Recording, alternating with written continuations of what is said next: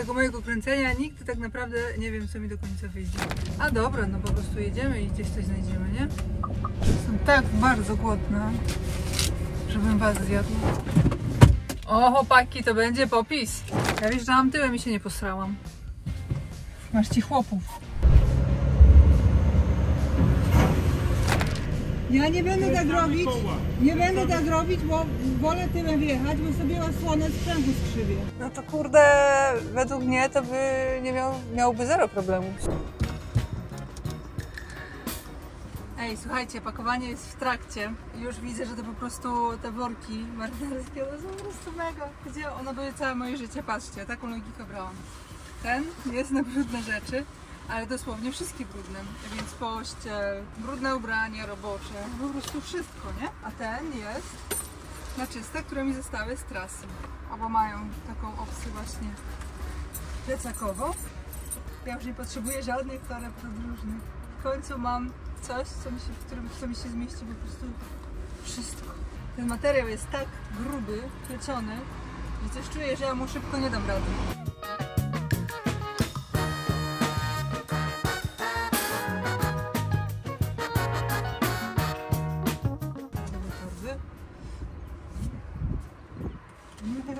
Fajnie. Kurtkę roboczą. Kurtkę roboczą też sobie w końcu popsułam. Dobra, tu są moje worki, ale czekajcie, bo ja tu jeszcze mam coś specjalnego w parce od militaria.pl. Po pierwsze gaz.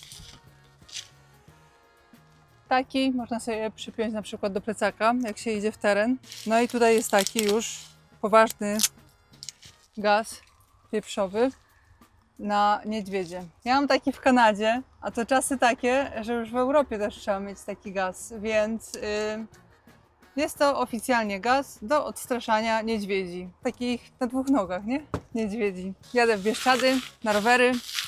Pewnie się przyda, ale to jest jeszcze nie wszystko. Wiecie, co to jest? Jak widzicie te spodnie moje, zaprezentuję. No to są spodenki w tym samym stylu. Też Helikona, też elastyczne, ale zdają się być dużo cieńsze, wiecie? Materiał zdaje się być cieńszy. Przymierzę, to wam powiem. Ale generalnie takie spodeneczki helikonowe na lato będą w sam raz do pracy i mega wygodne. I teraz w ogóle jest coś. Ja w ogóle nie wiedziałam, że takie rzeczy istnieją. Helikon to jest po prostu kozak nad kozakami. I to jest polska marka. Otworzę, to wam powiem, bo ja już widziałam to na... To jest coś, co ja ze sobą biorę w Bieszczady, ale tak samo w trasie, według mnie, bardzo fajne i uniwersalne. No otwórz się, weź się broni. Patrzcie. Zapakowane jak śpiwór, ale nie jest to śpiwór. Co to może być? Jest to coś, co się nie nadaje na dzisiejszą pogodę. O kurde, jak ja to wyciągnę teraz, to będę mieć problem, żeby włożyć, ale niech stracę. Muszę wam pokazać. Dobrze. Słuchajcie, to jest początek, gdzie to jest koniec. Czekajcie, że ja się... Czasami nie jest takie łatwe się zorientować. To są taktyczne sprawy. Tu potrzebna jest strategia. Dobra. Gdzie tu jest coś? Tu jest, ok.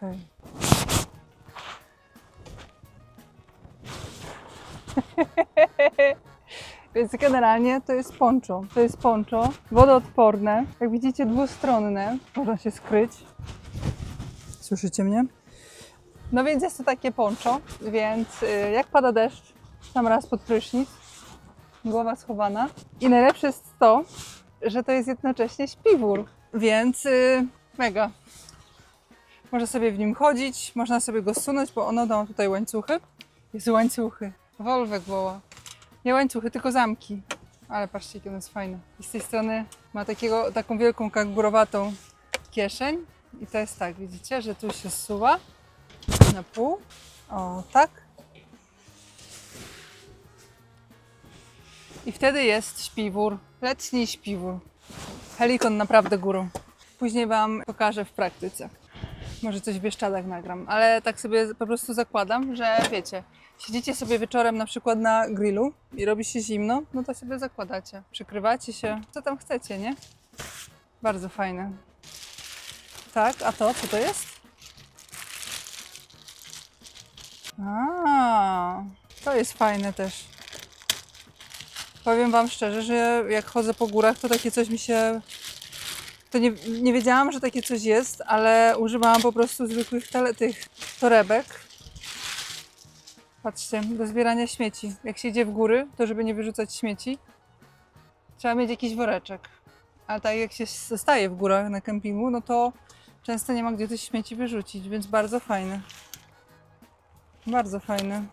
Wkładasz się śmiecie, skręca się i spina. No, bardzo fajne. No trash, no trace. Bardzo fajne, bardzo fajne. Odsyłam was do militaria.pl. Wszystko z militaria.pl. Kurczę. Ale dalej jestem niespakowana. Ale fajne są te rzeczy, co? Ja uwielbiam militaria.pl. Tam jest tyle rzeczy i na rower, i na camping, i na outdoor. Czyli to już jest puste też, tak? Tak. Kurczę, tego pudełka to mi aż szkoda. Tutaj pan prezentuje, jak można się w tym kitrać. Poncho, letni śpiwór, wewnętrzny śpiwór, jak jest zimno, koc, no i do hamaka pod tyłek. Jedi. Teraz jak to zwinąć? Ja to jestem najgorsza w takim zwijaniu, ale nic, spróbujemy. Nie, chyba trzeba będzie na 3, ale spróbujmy tak. Nie, to mi się nie uda. Są generalnie dwie szkoły oczywiście chowania śpiworów i tak dalej. Ładnie się składa na podłodze, czy tam na ziemi oczywiście i się po prostu zwija, dokładnie, precyzyjnie, a druga jest taka, że się upycha. Ja jestem fanką bardziej tej drugiej. Ta pierwsza często mi nie wychodzi, ale dzisiaj zrobiłam taką mieszaną, że trochę tak, trochę tak. Będę w Bieszczadach. Dzisiaj jest gorąco, więc ciężko mi jest to utrzymać, ale w aucie myślę, że też bardzo fajne rozwiązanie. Szaro, buro i ponuro.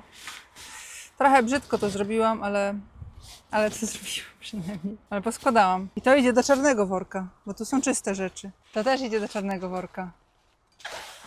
No dobrze, to też tutaj. A to przymierzamy? Przymierzamy. Albo nie. Po rozładunku się w nie przybiorę, bo będzie gorąco pewnie, więc tak. Tak to zrobimy. Teraz już nie będę sobie ściągać. Powoli się możemy zbierać już na rozładunek. Volvi, jedziemy.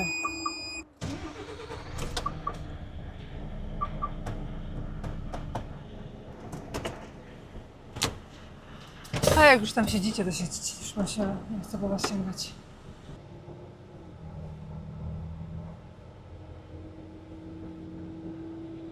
Troszkę mi te okulary opadają. Wydaje mi się, że takie okulary można dokręcić sobie, bardziej dostosować, ale czy tak jest? W sumie nie wiem. Oby tak było.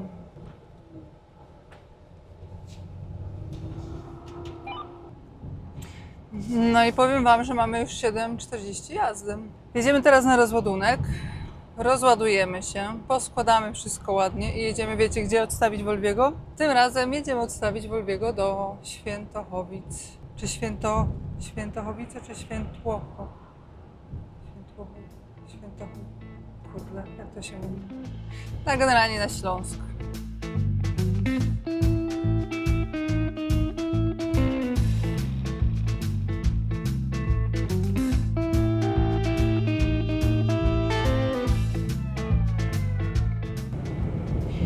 Kim jesteśmy i dokąd zmierzamy? Zmierzamy na rozładunek. Kim jesteśmy? Nie wiadomo.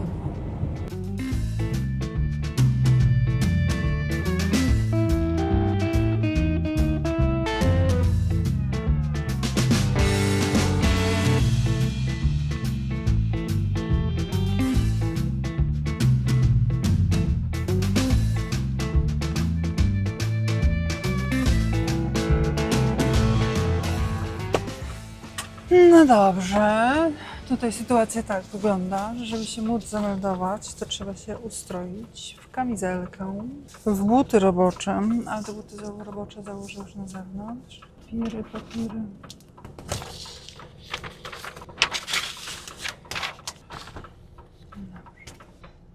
Na nie otworzył portier, widzę, że Jak się ostatnim razem tutaj meldowałam, to właśnie Porto powiedział, że on musi zobaczyć, jak ja buty założę.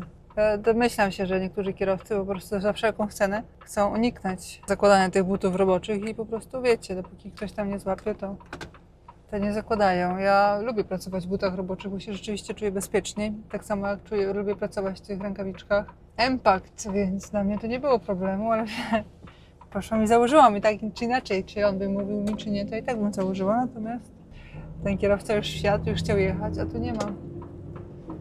Nikaj, nie jedziesz pan. Obój się.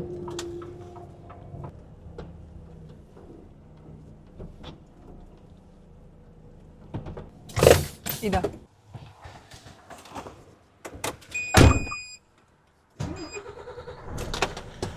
Wszystko jest dobrze. Wszystko. Za tym rozładunkiem czekasz urlop. Już ciężko mi sobie to wyobrazić. To jest taki prawdziwy urlop zaplanowany w grudniu. Czy wy tak kiedyś planowaliście urlop? Ja nie. Nigdy w życiu. 7 miesięcy wcześniej zarezerwować urlop. To jest naprawdę nie w moim stylu. Ale się już cieszę. Już kupiłam 3 stroje kąpielowe.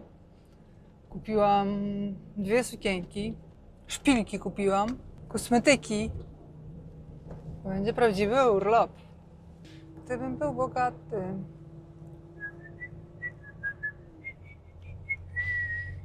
Co ja bym robiła, bym była bogata? Ciekawe. Czy dalej bym chciała tylko kupować Volvo i Goldhofery? Ciekawe, jak myślicie? Ale mieć tak dużo pieniędzy, żeby sobie dowolnie kupować, wiecie, różne konfiguracje. To taki Goldhofer, to taki, to Tivbet, tu Semik, tu THP, tu 3-ośka, tu 4-ośka, tu 5-ośka, 2-ośka. Kurde. Candy Shop. A takie wozidło wolwowskie jak do kopalni. Jezu. Ja jakbym była bogata, to mi się zdaje, że ja bym miała jakieś w końcu takie muzeum.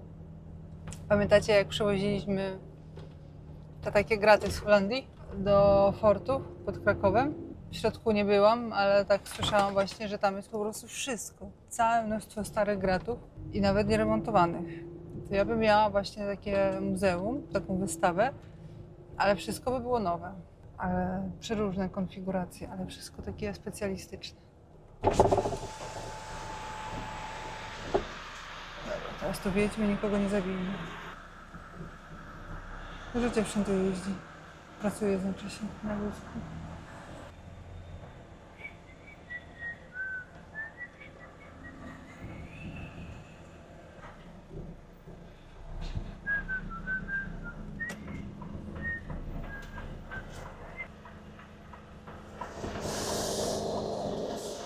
Tam trochę.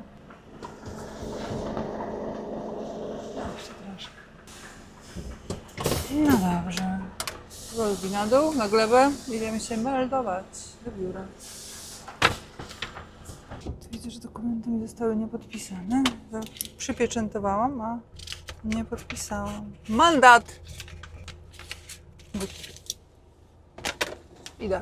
No dobra, załatwione. Mam jechać dalej. Mam jechać dalej na 4.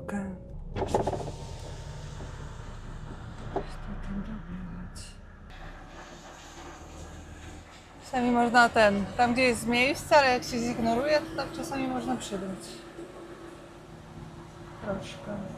W okularach czasami, jak człowiek jest po całym dniu zmęczony, ma okulary przeciwsłoneczne i słońce jest takie, wiecie, pstrokate. Świeci w oczy, to czasami się można zaskoczyć. Przy cofaniu, jeżeli nie jest tak, że naprawdę trzeba, to lepiej jest sobie podnieść okulary. Przy cofaniu, przy manewrach. Okulary przeciwsłoneczne oczywiście, bo to czasami potrafi się zrobić niespodzianka. Ucieczka wokół fabryki. Warum nicht?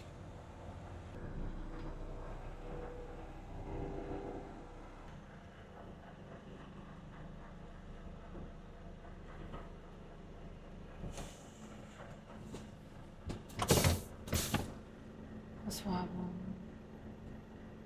Coś mi zagłosiło, nic nie mam, na szczęście. Hilfe! Żeby chociaż te klamry potwierała od pandeki. 2 plandeki teraz trzeba otworzyć. Pasy porozpinać, tak. Oj, coś mi to pachnie robotą. Ona już chce do domu. Ona już chce jeść lody. W Rzeszowie, jakbyście kiedyś byli, to są takie bardzo dobre lody Bianka. Na 3 maja. Bardzo dobre. Czym bym jeszcze nie pogardziła? Nie pogardziłabym też rosołem. A takim od mamy. A wy? Co byście zjedli? Makaron? Nie. Rosół z makaronem? Tak. Pierogi? Chyba się najadłam. Jakieś mięso? Nie. Sushi? Nie. Ryba?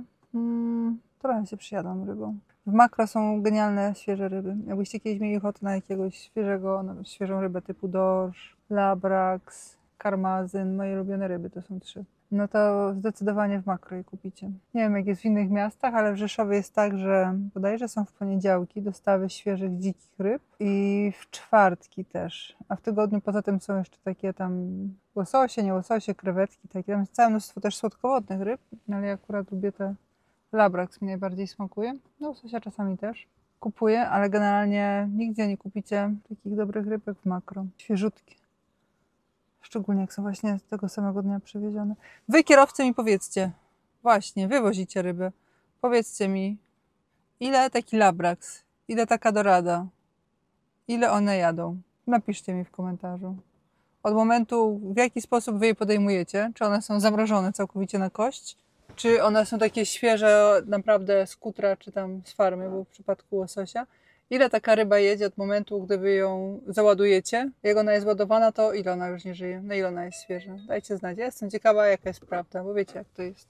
Człowiek w transporcie wie, jak pracuje, to wie, że wszystko jest 5 razy przypakowywane. Niby jest włoskie, a się okazuje, że jest polskie. Niby jest polskie, a się okazuje, że hiszpańskie. Wszystko po prostu, te towary tak wędrują pomiędzy państwami, tylko się na rampach te plakietki przykleja i zmienia nazwę od razu, zmienia pochodzenie. Patrzcie, jakiś cieplutki wiaterek. Czuć, że jest lato. Nie wiadomo kiedy, już są wakacje, dzieci idą na wakacje i jest lato. Kiedy to się wszystko wydarzyło? Mi się już tutaj załadowało. No, widzicie, jakie to jest cwane. Ono już samo zauważyło, że ja tu przyjechałam za 10. Mówię o tej aplikacji Loads Today. Nie jest to głupie, nie jest. Poszukajmy czegoś do włosów. Kurde, okulary. Wy będziecie tak spadać, to was zgubię. Będzie żal.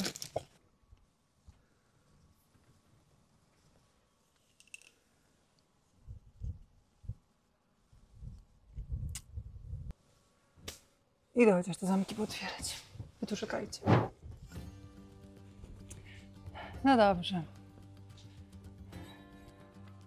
Solówka rozładowana. Akurat zaczęła się przerwa, więc ja sobie poskładam dach na spokojnie. Ach, no tak, pasowało. By pierwsza sobie poskładać panele i poprzesuwać plandeka, tak żeby była na równo.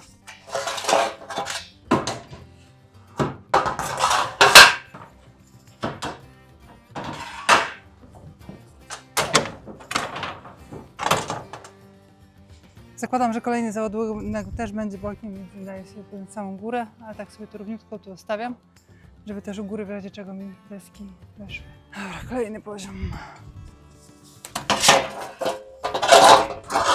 Jakby był tutaj ktoś nowy i się zastanawiał, dlaczego do tego panelu tych desek nie ustawiam sobie tutaj. A to dlatego, że wózki jak chcą wyciągnąć spod tamtej ściany, to muszą maksymalnie dojechać do tej ściany, więc gdybym ja tutaj zostawiała te deski aluminiowe, to one wszystkie były rozjeżdżone, pokrzywione, a może i opony wycięte, więc dlatego.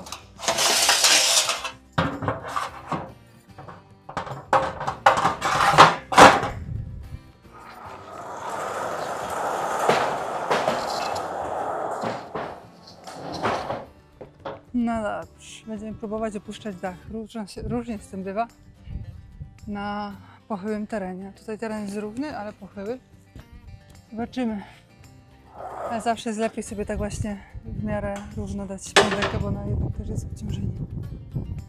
No dobra, próbujemy.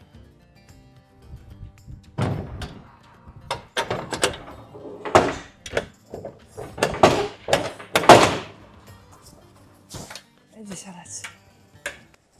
Dobrze.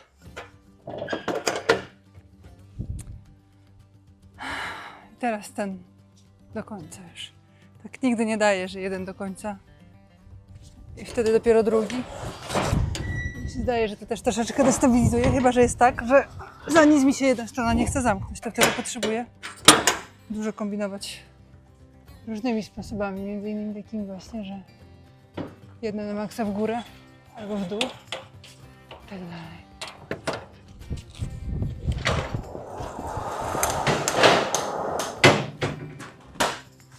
Jeszcze pasy pozwijamy. Na niektóre właśnie palety dawałam, które były lekkie, plastikowe, inne były cięższe i na te cięższe właśnie dałam pasy.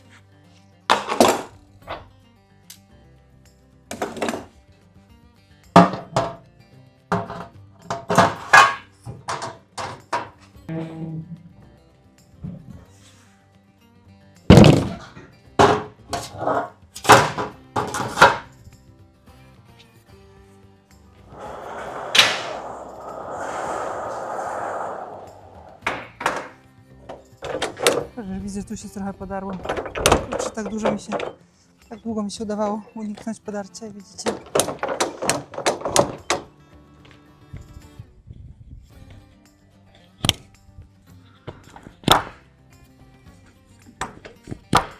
Piętnaście po, czy jeszcze pół godziny pauzy. Znaczy nie 15, pół godziny, tylko 15 minut, ale jeszcze sobie pasy zwinę, chociaż tam nie ma gdzie, bo są dalej na ładunku. No nic, czekamy. No. A, to nie każdego interesuje. Ale... Tak? Ja tak wszędzie jeżdżę. Wszędzie. Gdzie mi przyjdzie do głowy, tak sobie lubię pojechać.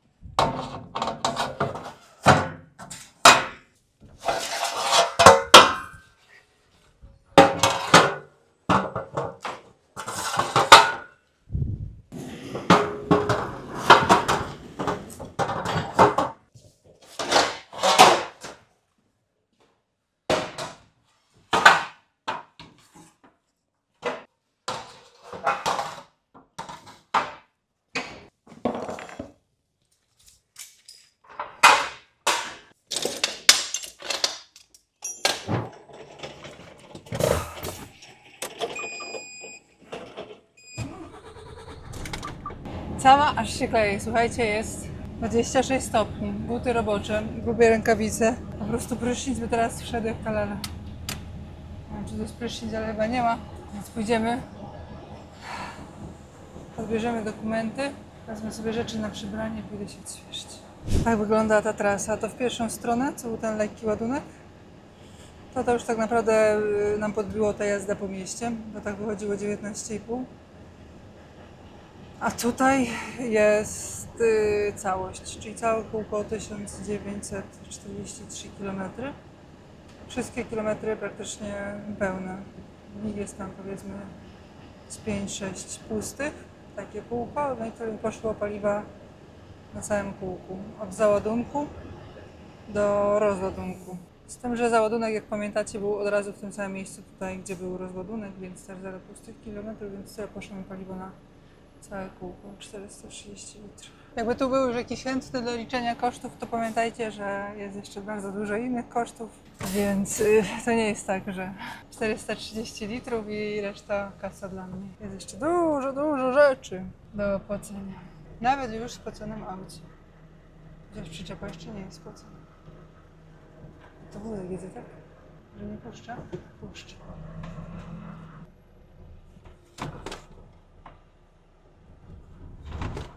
To nie dziura, tylko zwalniająca wyspa. No, próg. Słuchajcie, mamy dokumenty podpisane. Teraz tradycyjnie skan. Czy one są wszystkie? To też trzeba wyskanować. Dobra. Trzeba to rozerwać. I paznokcie ostatnio obcinałam. Zaczynam to rozerwać. I tu z pomocą przychodzi multitool.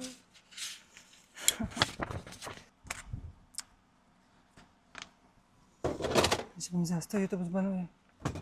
No dobra, teraz tak. Włączamy nagrywanie, żebyście widzieli, co tu się dzieje. Tak, potwierdzenie rozładunku robimy. No. Dobrze, i teraz odbieramy dokumenty. Kamera. Akcja. Dobrze. To i to jest to samo. Dobrze. Kolejny dokument.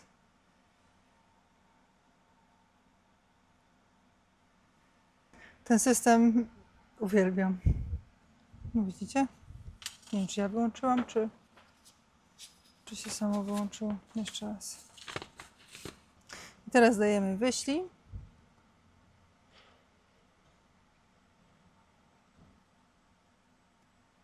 Dobrze. Teraz dokumenty są w trakcie przetwarzania. Czasami się przetwarzają pół godziny, czasami się przetwarzają kilka godzin. Szczerze powiedziawszy, nie wiem, czego to zależy. Dostałam 80 punktów Tracker Points.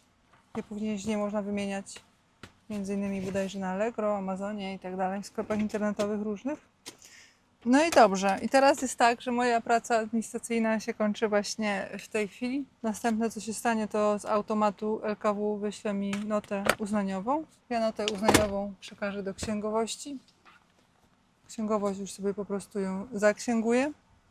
No i wpiszę do Excela oczekiwanych płatności. No i już od teraz mi się liczy termin płatności, więc fajnie, bardzo fajnie. Oj kurde, ale powiem wam szczerze, się trochę zmordowałam. Nawet w sumie nie wiem czym, bo to nie było nic takiego. Kurde, znowu sobie wydarłam włosy.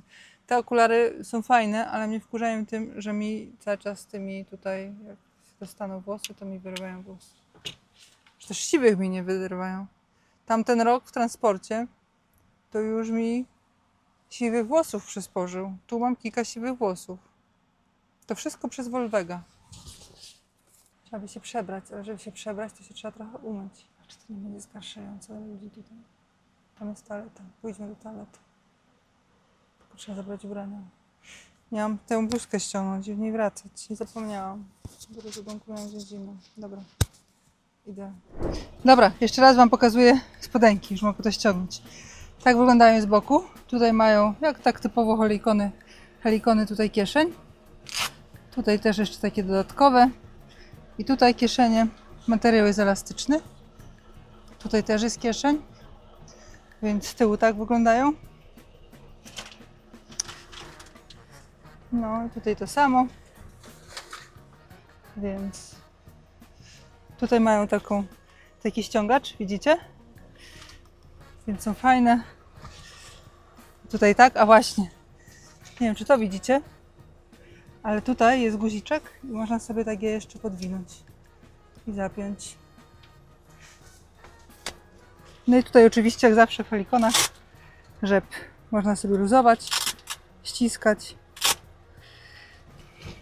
Są mega leciutkie. Takie aż dziwne uczucie, bym mogła powiedzieć, że ich nie mam na sobie. Nie mam żadnych takich spodenek, które są tak strasznie lekkie. Pierwszy raz coś takiego mam. Fajny materiał. Dobrze. Dużo mówiłam. Wszystko o helikonie na militaria.pl. Jakby co, to zostawiam wam tam linka w opisie. Bardzo fajny, bardzo wygodny. Nie wiem, czy sobie jeszcze czarnych takich nie ogarnę. Cięśnienki ten materiał. Słuchajcie, teraz już wszystko. Szlaban otwarty. To nie jest tak, że urlop już jest tutaj na wyciągnięcie ręki. Jeszcze daleka droga. Jeszcze gastroskopia, kolonoskopia, kręgosłup badanie przede mną do tego urlopu. Jeszcze trochę jest. Jeszcze tyle tej mojej rehabilitacji. Jak to się nazywa? Nie prześwietlenie, tylko MRI. To co to jest? No pomóżcie mi. No nie rentgen, tylko tomograf. O. Tomografia kręgosłupa. Że jeszcze się trochę namęczę. Nie wiadomo, czy to by nie było lepiej jakiegoś kursu zrobić, no ale nic. Trzeba to trzeba. I wy też zróbcie jakieś badania. Choćby morfologię podstawową zróbcie, bo nigdy nie wiecie, czy się coś nie przyczepiło. Jedziemy teraz do Delta Trans. Kas. Polskie wydukty 3,7. To ja się bałam, ale zapytałam na radiu, powiedzieli, że przechodzi. I tędy się tutaj dojeżdża do Delty właśnie. I do Volvo. Akurat widzicie, Delta jedzie, to zanim się czepimy.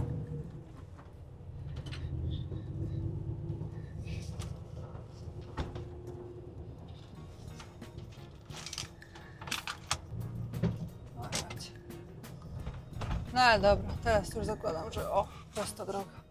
Bo na terenie Delty jest właśnie też Volvo Trucks, więc właśnie my tam jedziemy. Ale tak naprawdę to do Delty teraz. Tak sobie myślę, kurczę, to jest niemożliwe, żeby ciężarówki wszystkie i do Volvo, czy do Delty, jak tam tyle ciężarówek jeździły gdzieś tam przez miasto naokoło. Widzicie, że przez przypadek przewaliłam ten zjazd taki, to tak niby całkiem dookoła i sobie myślę, dobra, w końcu się ktoś na radiu odezwał, a tutaj tak, nie? Miałam jechać o tak, zamiast po prostu o tak. Ale dobrze w sumie, że przewaliłam, to nie jeżdżę gdzieś tam po centrum. 3,7. W innym kraju, w Niemczech, to już bym dachu nie miała. A to przeszło. Dobra. Tutaj rzeczywiście tak nie za dużo miejsca.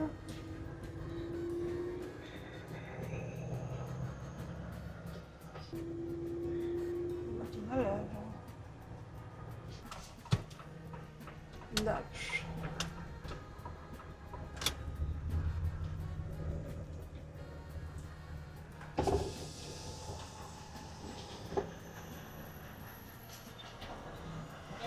Dobry? Tu parkowała ja. Tak, ja. Obok autobusu? Obok autobusu, ale jak najbliżej tego motorka tam. Dobrze, Będzie pani jechać, dobrze. będzie pani- Czyli sobie wcofam najlepiej, nie? Słucham? Najlepiej tam wcofać, nie? Jak pani pasuje? Dobrze. Jasne. Dziękuję.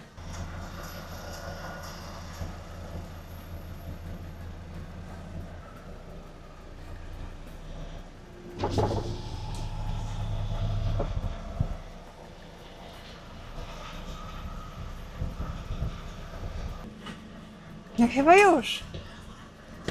Że co? Bo ja... Nie rozumiem. Zobaczcie.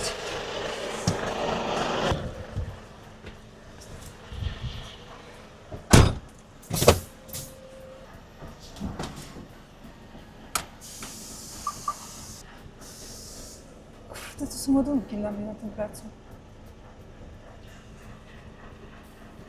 Przecież nie jest tam tysiące. Dziękuję. No dobrze. To już by było tyle w tym odcinku. Proszę Państwa, ostatni odcinek przed urlopem. Co będzie pod urlopem, co będzie po urlopie, pokaże czas. Więc dziękuję za uwagę. Do zobaczenia. No i to już tyle w tym odcinku. Zasubskrybuj kanał, jeśli tego jeszcze nie robisz. To darmowe. Na koniec bardzo chcę podziękować wspierającym kanał. Matthias Kunkel, Michał Chojnacki, Graham Robinson, Adelmo Filo, Dobos M. Tsaba, Franz Zeitz, Ariel Karp, Alex Mici, Manuel Cerezoli, Kevin Rafferty, FAB 3875, Tosio Oki,